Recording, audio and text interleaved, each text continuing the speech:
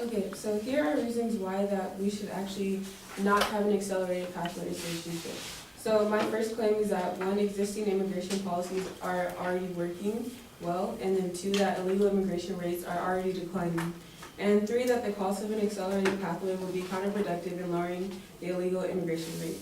So my first claim is that existing immigration policies already work. So for example, DACA, which is already a successful program. And according to the Road to Status, DACA allows recipients to have a social security card, in most states a driver's license, and allows them to build up credit, have job benefits with like healthcare, and also like have certain bills in their name.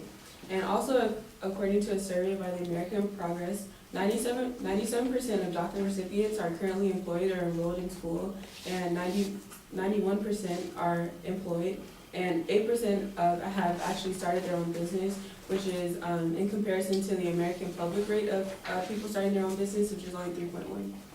And also, according to the American Action Forum, DACA recipients alone have a net positive fiscal impact of $3.1 billion to the actual national GDP.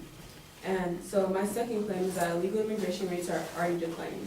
According to the Center for Migration Studies, for the past 10 years, the primary contribution to the undocumented population has been the overstay of temporary visas. And also, according to the Center for Migration Studies, the amount of undocumented immigrants from Mexico dropped by almost 400,000 persons. And since 2010, the undocumented population from Mexico has declined by 1.3 million. And also, according to Lori Robinson from factcheck.org, in the 2000s, the rate of illegal immigrants crossing the border was at an all-time high of 1,600,000, while in 2018, the number has dropped to 400,000.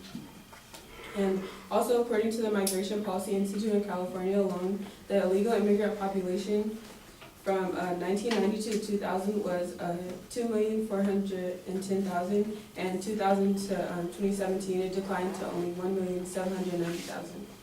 And lastly, also according to the Migration Policy Institute in 2017, there was 1.1 million immigrants who became green card holders in the U.S.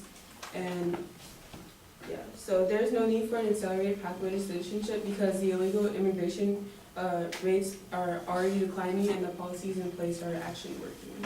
And also the number of green card holders are increasing. And so my last claim is that the cost of an accelerated pathway will be counterproductive in lowering the illegal immigration rate.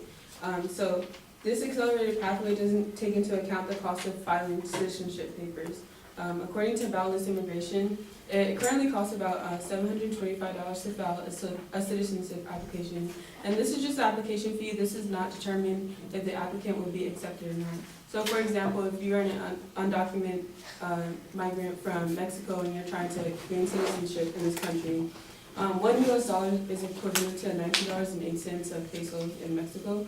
So $725 US is equal to 13,833.15 pesos. And according to the Wall Street Journal, the minimum wage in Mexico is about $5.01 in US dollars, and it would take about 145 hours of labor to make enough money for one application.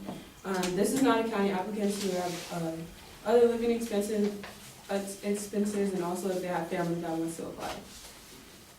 And an accelerated pathway will cost even more because the more sped up process, and there will always be those who come into the country illegally, and depending on the cost of the accelerated program, there could actually be a rise in illegal immigration, not a decrease. The affirmative fails to explain how much this program will cost, and also according to the American Action Forum, programs, for example, the FAIR, which is the Federation for American Immigration Reform program, actually cost the federal government almost $135 billion in annual costs. So how much more would an accelerated pathway cost?